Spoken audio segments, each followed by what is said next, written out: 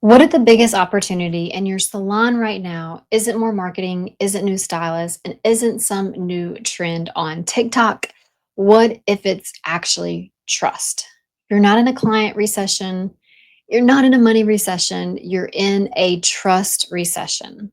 And if you get this right as a salon owner, well, everyone else is scrambling. You become the go to salon in your market, no matter what the economy says. So stick with me because I'm going to show you exactly what breaks trust in salons.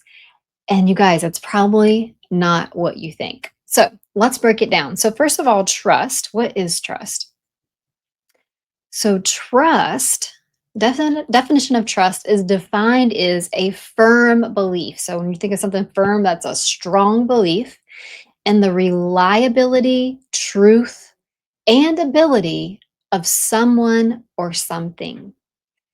But it's more than a feeling. The word trust actually comes from the word trust, meaning confidence, help, and protection. So when a guest walks into your salon and hands you their time, their money, and their self image, they're saying, I believe in you. I feel safe here. And that belief, it's either being built or broken every single visit. So let's talk about the real issue. We mentioned that we are in a trust recession. So here's our triangle. We're going to call this our trust triangle. We're in a trust recession. That means that people are more skeptical, more guarded, and less loyal than ever before. And maybe you've experienced this as well. They've been burned by brands, by businesses, by influencers who promised this transformation and delivered a sample size experience. Today's guests don't just want a pretty balayage or a nice facial. They want to know that you're going to show up, deliver, and do what you say you're going to do consistently. And the salons that miss this will be the ones chasing rebooks and leads. And the salons that understand it will actually dominate. So most salon owners think they're selling a service. It's a haircut, a balayage, a blowout. But that's not what your guest is actually buying. They're not buying hair, they're buying how it makes them feel. They're buying confidence, peace, professionalism, and identity.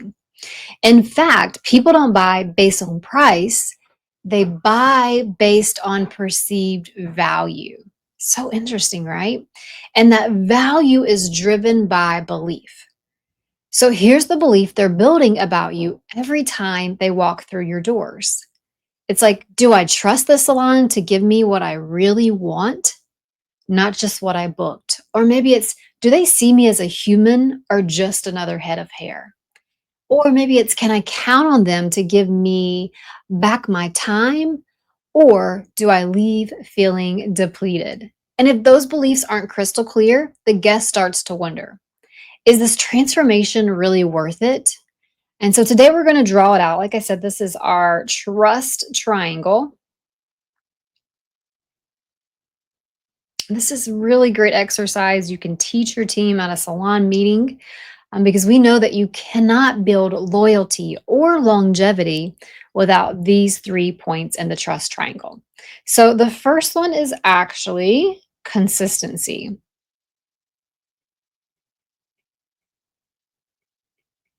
Consistency. This is the foundation of trust. When someone sees you promote color analysis and books because of it, then walks in and no one mentions it, that actually breaks trust. Or when a guest has a 2 hour highlight appointment one visit and a 4 hour highlight appointment the next visit, and their goals did not change at all, and there's no explanation for why the time is different, that's not just poor timing, that actually erodes confidence. So consistency isn't about perfection, it's about repeatability. All right, so let's move on to the next C of the trust triangle. And this is what we want to talk about here is competence. What is competence? You're probably wondering. Is the ability to do something well and efficiently. It's about your skill and your delivery. You can be kind and warm, but if you don't deliver the results people come for, trust won't last. Competence isn't perfection, it's consistency and quality and growth. Let's say you promote luxury, but deliver basic, clients will feel misled. So competence says, hey, you can count on me to know what we are doing here. And your team, they need this too. If you have a lack of systems, that equals a lack of confidence and that equals a leak in trust. So the next C in the trust triangle is care. So this is the emotional glue. It's the warm towel, the thoughtful check-in or check-out, the way you remember their kid's name or offer a quiet chair when they seem off. Care is truly felt. And when it's missing, even great hair can feel meh. So if you want retention, make them feel seen, not just styled. Now here's the truth. Trust collapse if even one of these is missing.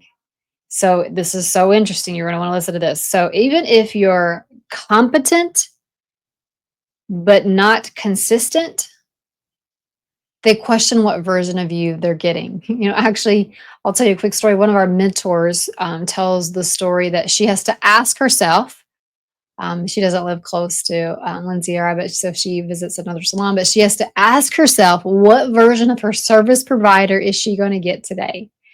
Is she going to get the upbeat service provider or the unthrilled to be doing her hair service provider? That is so crazy, right? Guests should never have to think this. If you're caring but not skilled, they may love you, but they'll leave you. And if you're consistent but lack care, you become transactional, which is forgettable. So now let's flip this trust triangle and talk about your team because this relates really well to your team as well. Behavior flows from belief. Your team's behavior is directly tied to what they believe is expected of them and whether or not you've clearly defined what excellence looks like. So if they believe it's okay to wing it or to have wing it consultations, they will. If you believe, hey, no one notices when they're inconsistent, they'll keep doing it. But when you install a belief in consistency, care, and competence, like you don't need to micromanage. You'll see it in how they show up. So if your business feels kind of scattered right now, check the beliefs because when belief shifts, behavior shifts. And that's when businesses start to scale. You don't lose trust in a big moment. You lose it in those really small, quiet cracks.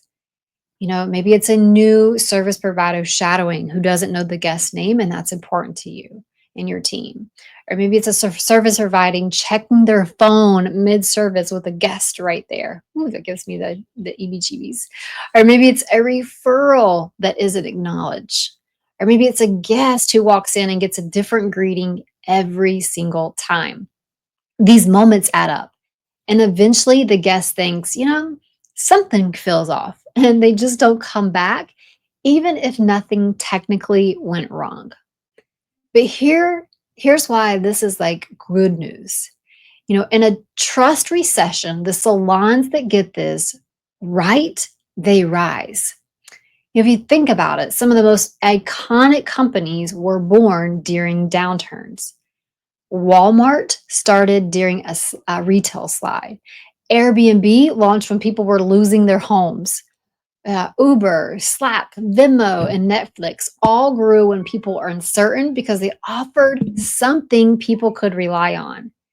In chaos, people crave clarity. And when you provide that consistently, competently, and with care, you become the salon they trust above all others. So here's the question. Are you building a business that earns trust or loses it by default? This isn't about new marketing strategies. It's about becoming the most trusted name in your community. So start with the trust triangle, draw it out, share it with your team, take a picture of this, audit your guest experience because trust isn't just how you feel about your salon. It's how your guest feels when they walk out the door. And in 2025, I promise you guys, that's everything. Don't forget to subscribe and we'll see you on the next video.